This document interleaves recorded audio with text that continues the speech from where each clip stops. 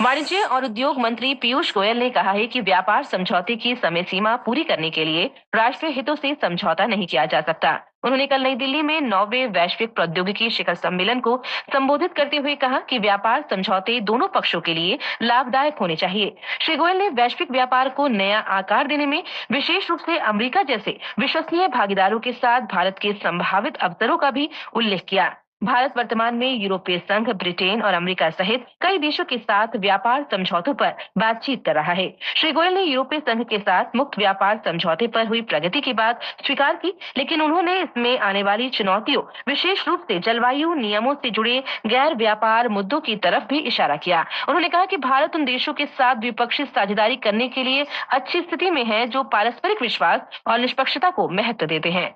श्री गोयल ने भारत के व्यापार निर्णयों पर बाहरी दबाव के बारे में चिंताओं का खंडन किया। देश को दुनिया की सबसे तेजी से बढ़ती अर्थव्यवस्था बताते हुए श्री गोयल ने कहा कि अगले 2 से ढाई दशक में भारत 1 अरब 40 करोड़ भारतीयों की आकांक्षाओं के सहयोग से 8 गुना बढ़ेगा।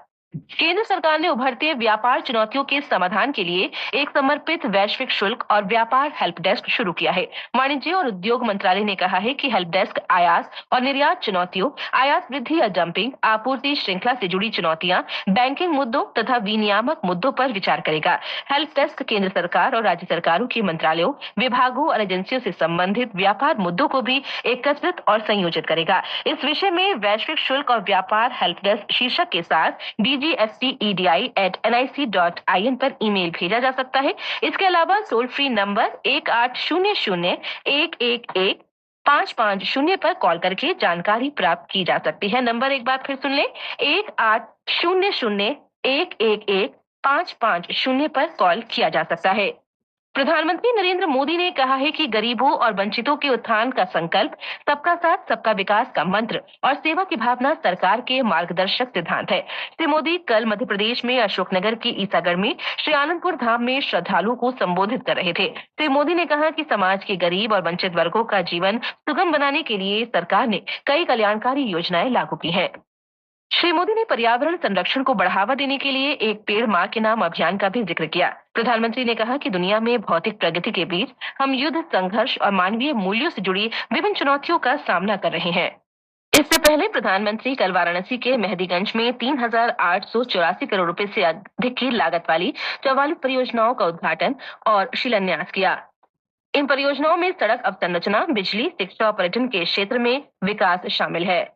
प्रधानमंत्री नरेंद्र मोदी ने राष्ट्रीय जनतांत्रिक गठबंधन में शामिल होने के एआईएडीएमके के फैसले पर प्रसन्नता व्यक्त की है। श्री मोदी ने सोशल मीडिया पोस्ट में कहा है कि एनडीए के अन्य सहयोगियों के साथ मिलकर वे तमिलनाडु को प्रगति की नई ऊंचाई पर ले जाएंगे।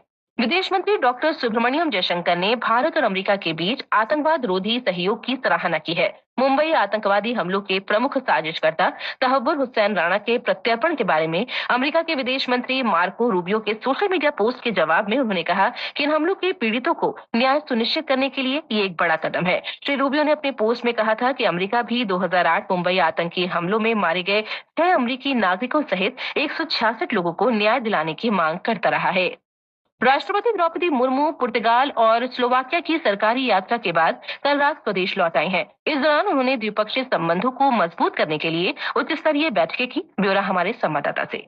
राष्ट्रपति द्रौपदी मुर्मू स्लोवाकिया के राष्ट्रपति पीटर पेलेग्रिनी के आमंत्रण पर स्लोवाकिया गई थीं। पिछले 29 वर्षों में किसी भारतीय राष्ट्रपति की स्लोवाकिया की यह पहली यात्रा थी। इस दौरान उन्होंने राष्ट्रपति पेलेग्रिनी, प्रधानमंत्री रॉबर्ट फिको और अन्य नेताओं के साथ विचार विमर्श किया। दोनों देशों ने अंतरिक्ष और आर्टिफिशियल इंटेलिजेंस जैसी उभरती प्रौद्योगिकियों और साइबर सुरक्षा जैसे क्षेत्रों में सहयोग पर बातचीत की। राष्ट्रपति अपनी यात्रा के पहले चरण में पुर्तगाल गई थी। इस दौरान उन्होंने पुर्तगाल के शीर्ष नेतृत्व के साथ विचार विमर्श किया तथा स्थानीय प्रवासियों के साथ भी बातचीत की।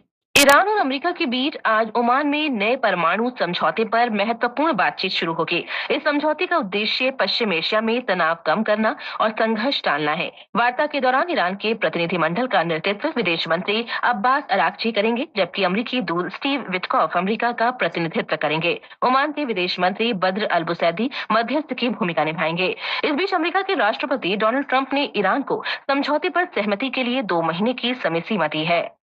चीन का अमेरिका के सामानों पर लगाया गया 125% जवाबी शुल्क आज लागू हो जाएगा। ये निर्णय अमेरिका के राष्ट्रपति डोनाल्ड ट्रंप के सप्ताह चीन पर जवाबी शुल्क बढ़ाकर 145% करने के बाद लिया गया है। आज देश भर में हनुमान जयंती धार्मिक उत्साह के साथ मनाई जा रही है। नई दिल्ली के कनॉट प्लेस स्थित प्राचीन हनुमान मंदिर सहित राष्ट्रीय राजधानी के विभिन्न हनुमान मंदिरों में सुबह से ही भक्तों की भीड़ उमड़ रही है। मंदिरों में हनुमान चालीसा, सुंदरकांड और अखंड रामायण का पाठ किया जा रहा है। उत्तर प्रदेश के प्रमुख हनुमान मंदिरों में भी बड़ी संख्या में भक्त उमड़े हैं। चेन्नई में आईपीएल टी20 क्रिकेट में कल रात कोलकाता नाइट राइडर्स ने चेन्नई सुपर किंग्स को 8 विकेट से हरा दिया। प्रतियोगिता में आज लखनऊ में दोपहर बाद 3:30 बजे गुजरात टाइटंस का सामना लखनऊ सुपर जायंट से और हैदराबाद में शाम 7:30 बजे पंजाब किंग्स का मुकाबला सनराइजर्स हैदराबाद से होगा। वहीं तीरंदाजी विश्व कप के पहले चरण में भारत की मिक्स कंपाउंड टीम ने तीसरा पदक पक्का कर लिया है। ज्योति सुरेखा वेनम और ऋषभ यादव की जोड़ी ने कल सेमीफाइनल में स्लोवेनिया की टोजा एलिसन और टिम जेवस्निक की जोड़ी को हराया। भारतीय जोड़ी आज चीनी ताइपी के खिलाफ खिताबी मुकाबला खेलेगी। मुकेश कुमार, आकाशवाणी समाचार, दिल्ली। मौसम विभाग ने अगले 3 दिनों के दौरान असम और मेघालय में तेज बारिश का अनुमान व्यक्त किया है। वहीं पश्चिम बंगाल, सिक्किम, अरुणाचल प्रदेश के उप हिमालयी क्षेत्रों में आज तेज वर्षा हो सकती है। पूर्वी मध्य प्रदेश और उत्तर प्रदेश में भी अलग अलग स्थानों पर आज ओलावृष्टि की आशंका है। मुंबई हमले की मुख्य साजिशकर्ता तहव्वुर राणा से जुड़े समाचार सभी अखबारों की सुर्खी बनी है। दैनिक जागरण लिखता है, तहव्वुर राणा से पूछताछ शुरू, 26/11 की अनसुलझी परतें खोलने में जुटी एनआईए। कर्ज के बाद महंगाई से भी मिलेगी राहत, 5 साल के निचले स्तर पर आएगी। सब्जियों दालों की कीमतें घटने से मार्च में 3% रह जाएगी खाद्य मुद्रास्फीति। अमर उजाला की सुर्खी है, सोने ने लगाई 6,250 रुपए की छलांग, टैरिफ में राहत से शेयर बाजार झूमे। हिंदुस्तान की खबर है। पंजाब केसरी लिखता है, सोना 96,000 रुपए के पार। राजस्थान पत्रिका ने मौसम की करवट शीर्षक से राजधानी दिल्ली सहित देश के कई राज्यों में धूल भरी आंधी की खबर प्रकाशित की है। पत्र लिखता है, धूल भरी आंधी से बदल गया मौसम, 15 उड़ानें डाइवर्ट। जनसत्ता की सुर्खी है, उत्तर भारत में तेज हवाओं से गिरा पारा। जम्मू कश्मीर की बर्फीली वादियों में दौड़ेगी वंदे भारत, 19 अप्रैल को चिनाब पुल का उद्घाटन करेंगे प्रधानमंत्री नरेंद्र मोदी। राष्ट्रीय सहारा की खबर है।